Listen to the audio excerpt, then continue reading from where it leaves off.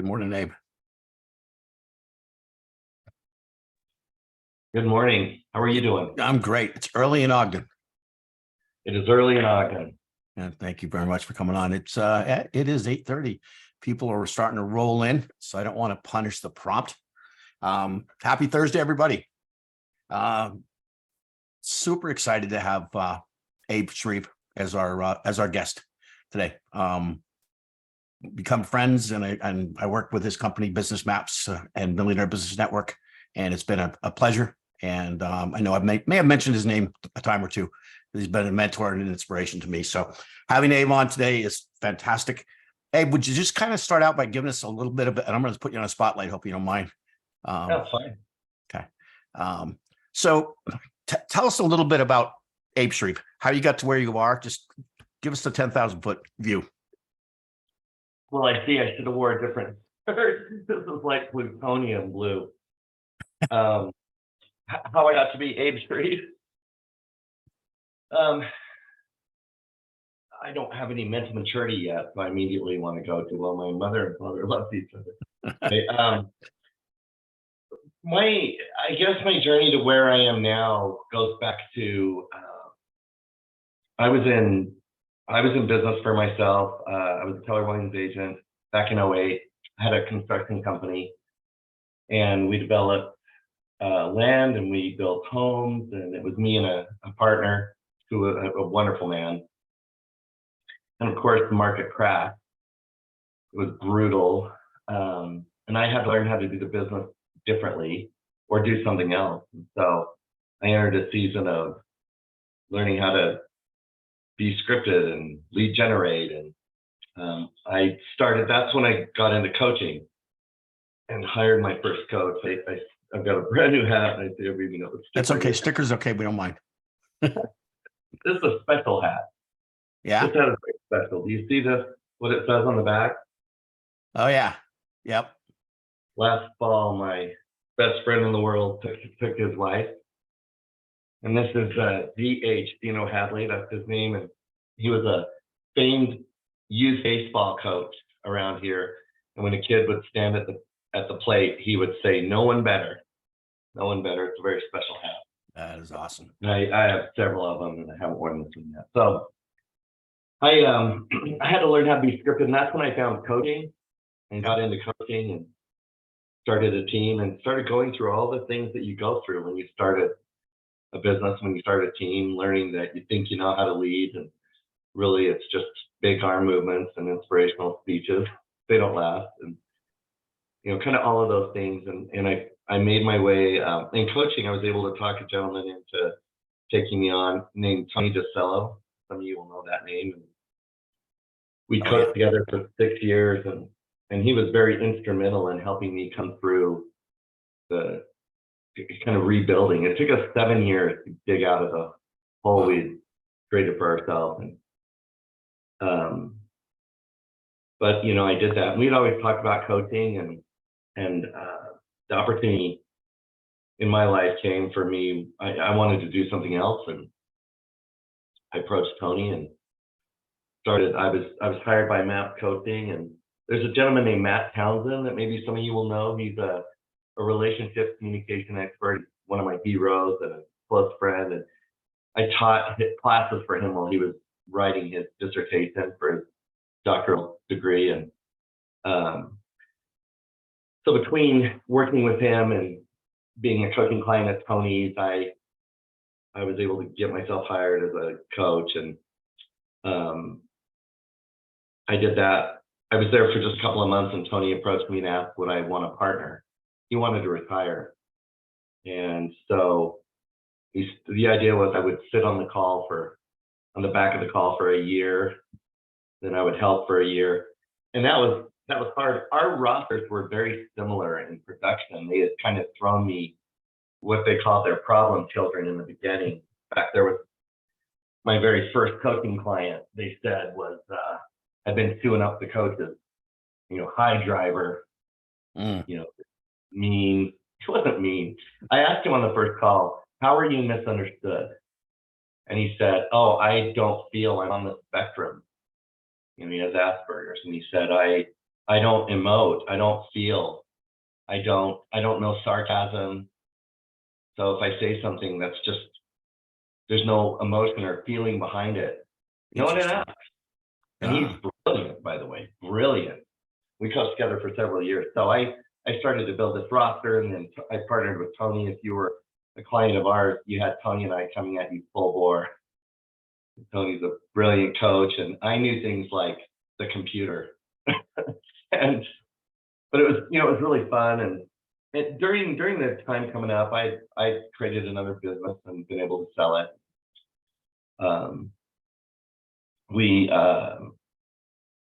Gary approached me. Let's see, I want to say it was, time's running together, Tony, but I think it was something around 2018. We started talking about business maps and launching this business. We talked for 5 months, and it was amazing. We talked every week, and he'd give me assignments, go forecast the business. So I remember I came back to him with 3 different plans that I really worked out, where I thought inside of 10 years, this would be a $100 million revenue company. And he said, you need to stop thinking in terms of 100 million and think in terms of $1 billion annually. And what am I supposed to say? Be realistic. This is the one person in my life I know that has done this. I now know several others, but I went and did that assignment, and it was hard. And I knew I had to come up with a real plans. It wasn't like, then we'll let people ride the Pegasus, for this much money. I had to come up with real plans. And so I remember thinking, well, what if it wasn't 1 annual conference? What if we did 3? And what if instead of 30,000 people, we could have 60? Tony Robbins had done 2 of those at the time. It had been done. And I thought, all right, we'll do it. We'll hold 3. And I came back, I think I was like $1 billion and 28 cents or some really close. It was a stretch. Like, it really caused me to stretch. And I remember Gary saying, that we're going to do that. I like that. Let's go do that. And of course, he was helping me see bigger. He's an amazing, brilliant coach.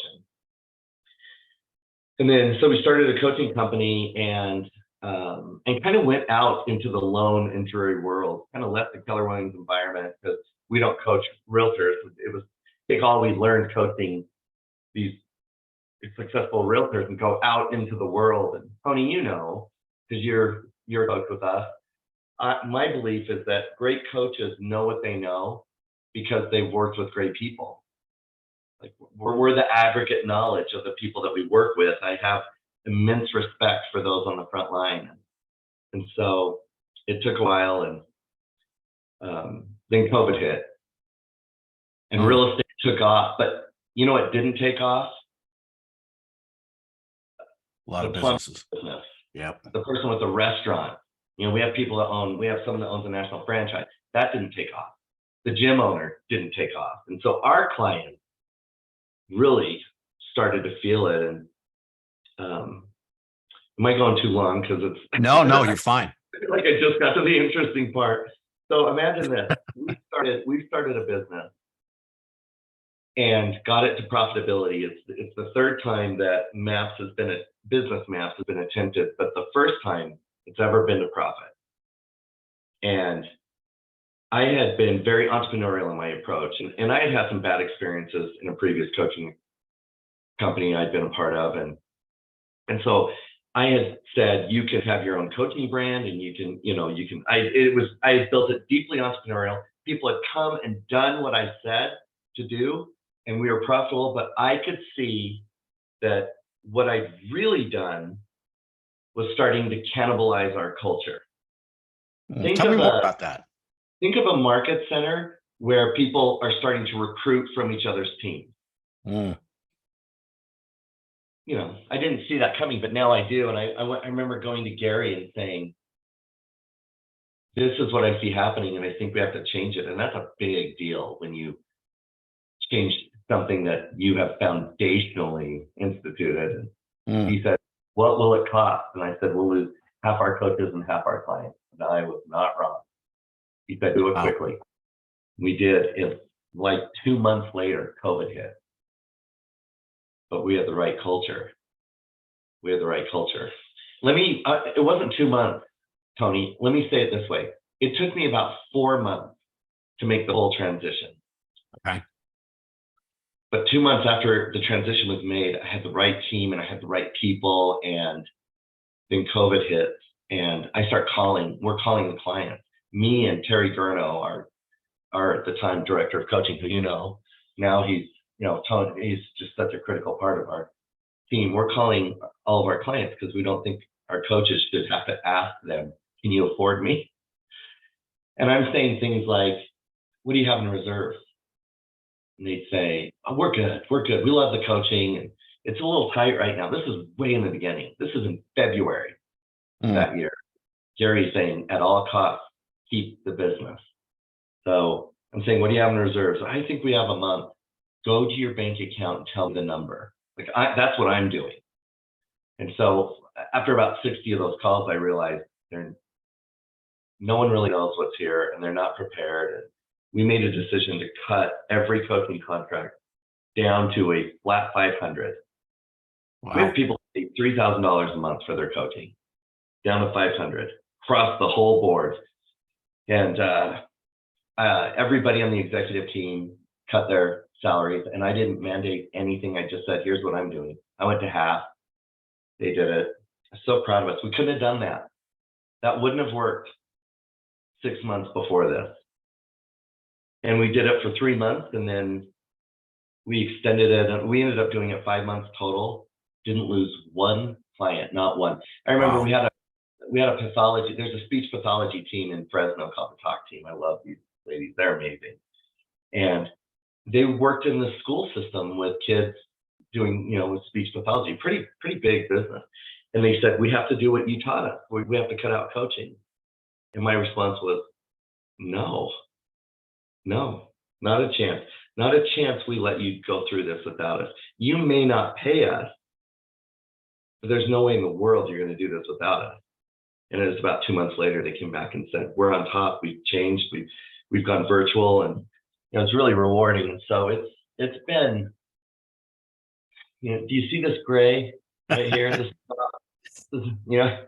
normally I would say this is my teenagers, but no, it's been really an amazing experience. Gary said early on, "It's going to take you 5 to 7 years." And I thought, whatever. Well, I'm past 5 years, on my way to 7, and we're just in it every day. So, that's probably a much longer answer than what you were looking for. That's okay. So tell me what it's like having Gary Keller as a coach and a business partner.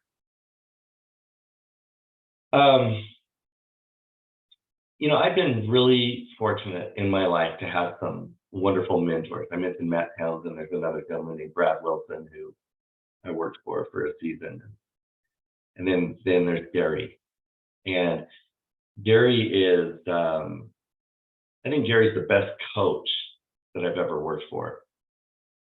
He's never said to me, "Go and do this," even when I've wanted him to. He's always coaching me.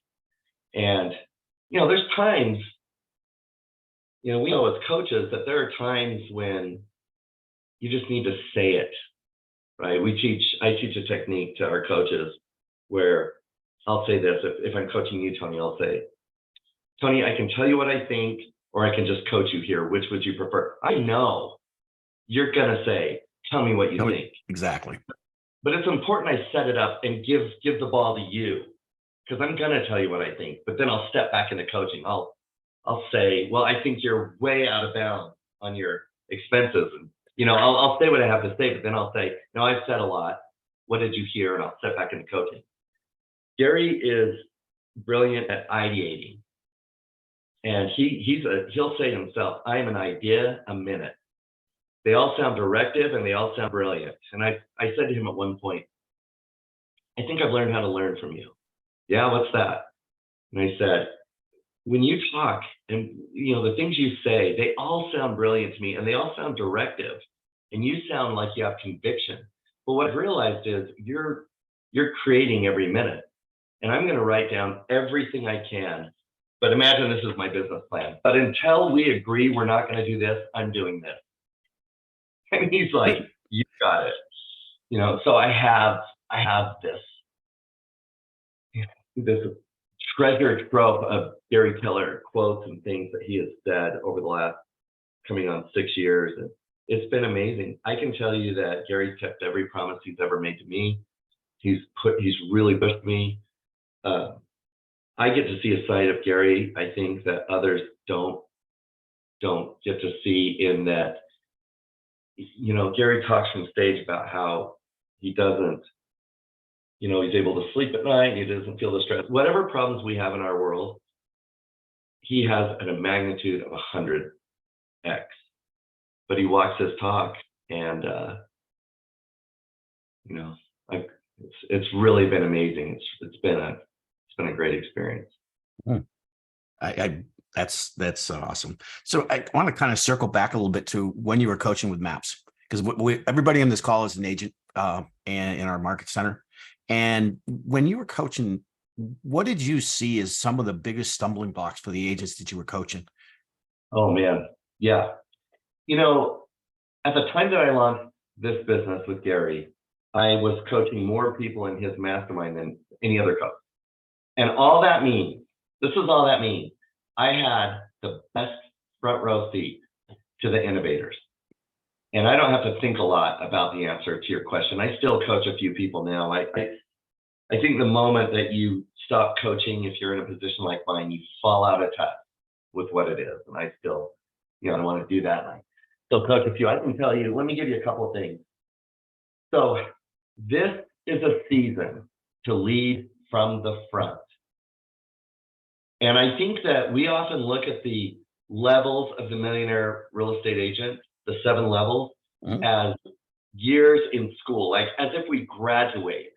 I am level 3. I'm not level 2. Now I'm at level 4. People say I'm at level 7 because I'm not really in your business. Look at me. You're absent in your business is what you mean. That's what you mean. And so these aren't steps we graduate from. It is a continuum. Think of it like the hierarchy of needs, Maslow's hierarchy of needs. You've got food and lodging at the base. And at the very top of the pyramid, you have self-actualization and creativity. Well, you're not caring about being creative if you don't have food and shelter. Well, in the 7 levels, it's the same. Like, you may have had all the leverage in the world, but typically we're 1 or 2 people, we're losing 1 or 2 people away from being way down the hierarchy. And so I think for those in teams, one of the great stumbling blocks is we think we're done looking for talent when there's not a seat on the bus. It's a massive mistake. So I think that if you own a team, then part of your job is to find new talent that's fresh and excited and only benefits from what we know today, that isn't held hostage by the way we once did it. And your job is to insert those people into the business and let them bring that energy. And they're going to either help everybody raise up, or people are going to self-select away. So we are at all times, this year, every one of the teams, this year, what you're really doing is building the roster that will deliver next year's goal.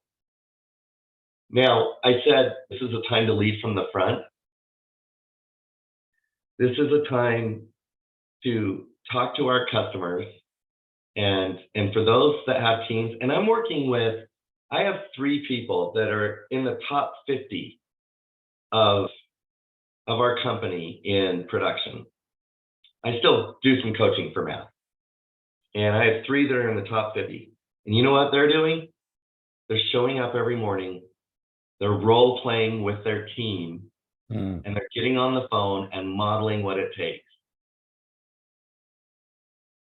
So this is a time to sprint without hesitation. I love Lead that. from the front. So a stumbling block is, well, I don't do that anymore. I graduated out of that. Oh, brother. That's trouble coming. I can give you some tips for that. You want a great tip for that, Tony? Please. So I mentioned when 2008 happened and I had to learn how to do the business. The brutal time. And I took on a partner, 6'2", Andy King. Never sold real estate. I needed that energy, and he stood 18 inches behind me. We had noise canceling headsets, and the market had been so rough. I had 19 new construction homes. I was the personal guarantor on that would never sell. Oh boy. It was a rough season. I remember I could only afford a headset that went over one ear. So I went to Harbor Freight Tools and I bought earmuffs and took off one side, and I put that over the other ear. This was our headset, and he did the same thing. Every now and then someone would say, "Are you in a call center?" Because they could hear it. And I'd say, "Nope, that's my partner, and he's doing the same thing I'm doing today." That's how we did it. And so one day somebody said to me, "Can I come watch? You guys seem to really doing something right. Can I come watch?" And I said, yes. It was a friend of mine, right? And I said, "Yes, but here's how we do it. You be there at 7:30. You dress like we do." Now I'm casual today because when we're done, I'm going to do my workout. I work with a trainer. But when I lead to Generate, I am not casual because it isn't easy for me. And I've just learned if I dress up, it does something for me. That's a Tony. Thank you, Tony, for that. And Tony Vitella. Right. Sorry. No, I knew who you meant. Yeah. And so I said, dress like we dress. I'll give you our dialogue. You can warm up with us. But for 3 hours, you don't leave and don't ask questions. I mean, if you have to go to the bathroom, fine. But you can just observe. When you're done, I'll answer any questions. Like, this is how I approached it because I was protecting us. But what I discovered was with him in the room, we performed better. Like, it was this revelation to me that, all right, okay, as the leader of this team for the rest of time and eternity, my goal is to put someone in the room so that we all are at our very best.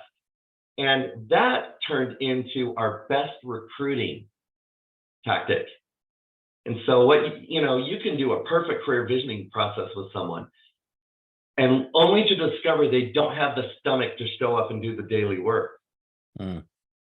And so this was the best audition there was. I would tell them, I would answer their questions, and if I liked them and they seemed to have potential for what we're doing, I would say, "Now come tomorrow, bring your own list. You're going to join us. Any business you convert is your business. We're just going to do this together." Because again, my job is to insert fuel for our team to get on the phone and talk to our customer. And I'm convinced those three that I told you about, those producers, you know who they are. They are very tech savvy. They are still getting on the phone and talking to their core advocates and their database. So I think that's an area that I see people really struggle as we try and make the business. We're always trying to recreate it, make it something different than what it really is. It's get on the phone and talk to your consumer in a way that no one else does. Love that. So going back to the situation in 08, you got 19 homes that you're on the hook for, and everything is crashing around you. What do you credit what mindset did you have to go to get through that? Oh man, I call it the season of long, dark, lonely nights. So this was when I learned that a season that demanded all of me required the best of me. I've never said that way. I just said that just now. And that makes sense to me. A season that demanded all of me would require the best of me. And so if for the first time in my life, I got really focused on preparing for sleep, I read a book called The Power of Full Engagement. It transformed my life. It was amazing. It talked about how the more mental energy required to begin a process, the less likely we'll be to carry that process out long term. Okay. And they call what we would call in the one thing habits, they call rituals, same thing. And they say positive rituals bridge the gap between the comfort of the past and the challenge of the future. And so I would I would lay out my workout clothes. I would prepare all my food. It was all in the fridge. And then when I woke up, I put my alarm in my bathroom with a glass of water because I could sleepwalk. I could snooze. I could get there and snooze and be in bed and not know that happened. But I would go turn off my alarm and drink the water. And that would just start my system. And then right at my feet on the floor are my workout clothes. And I already had the workout planned. So I would put on my clothes and start my workout, and then the day's going. I was very, very careful with what I listened to. I was really, and to this day, I'm very protective of what goes in. You know, we live in a world where we are being algorithmically programmed for conflict.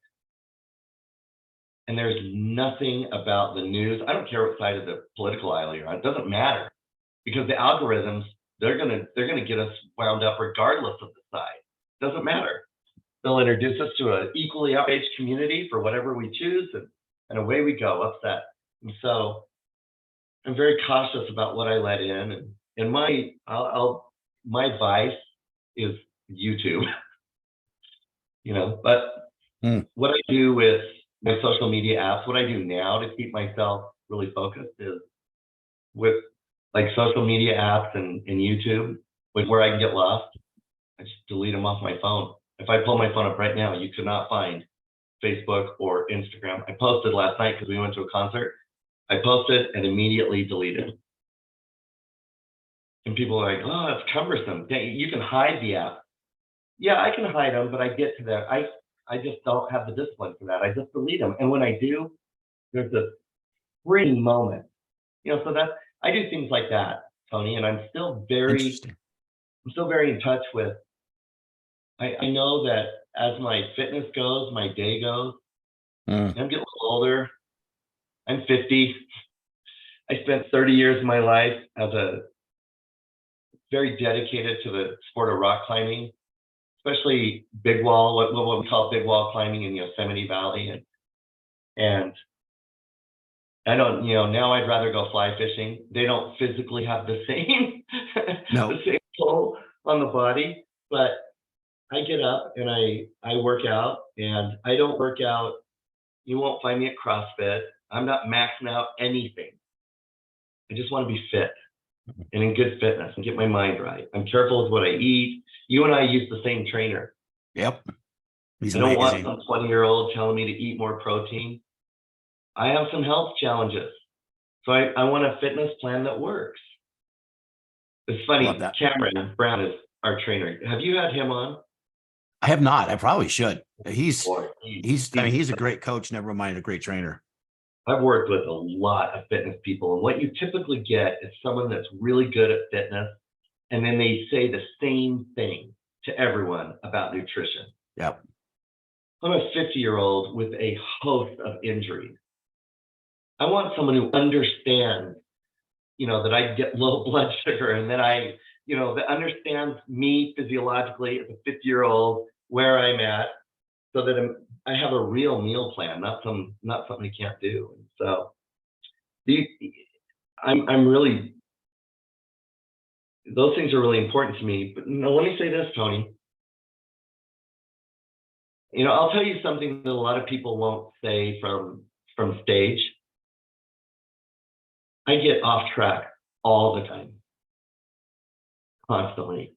I would love for anyone on this call to see me as perfectly disciplined. Let me take that back. I wouldn't really love it, because it isn't true. I mess up all the time, but it's my habits. 75 Hard is a great program for those that are doing it. It's not my style. I have a coach that I work with to do that. I get off track. What my routines do for me is they let me know exactly where true north is. But when I'm off track, I look up and say, where would I have been if I was on my plan? And I can just correct. That's what a great coach does. And that's what great plans do. And I don't have one initiative in my life I'm doing alone. Not one. I always insert someone. to run alongside me or a coach to help me with it. I love that. Wow. I don't know where 30 minutes went, but we're at 9 o'clock. I really appreciate you coming on. I know it's 6:30 in Ogden. And I appreciate you taking the time. I've been up since 5:30. That doesn't surprise me. But again, I really appreciate you coming on, Abe. Thank you so much. Everybody make it an amazing Thursday. Hey, And let me say one thing in closing. please go for it. You guys, the work you do is really important. I really want you to know that. It's really important. Of course, it's important to you. It's important to your family. But we work with people in very vulnerable moments of their lives. And it's our skill and the way that we care about people that helps walk them through really difficult times. So I just want to tell you how grateful I am to be a part and associated with people like you that are doing work like this. You know, we can get paid really well. We earn it. And I want you to know you can just go get it. You can do it. And if you're behind in your business, double down on your efforts. Goals are dictators of action. You can just go get it. And I know it can be hard, but I'm impressed by those that show up and just lean in and go for it. And that's a group like this. So thank you for the time. No, thank you, Abe. Everybody make it a great day. Appreciate it. Thank you, Abe. Thank you, guys.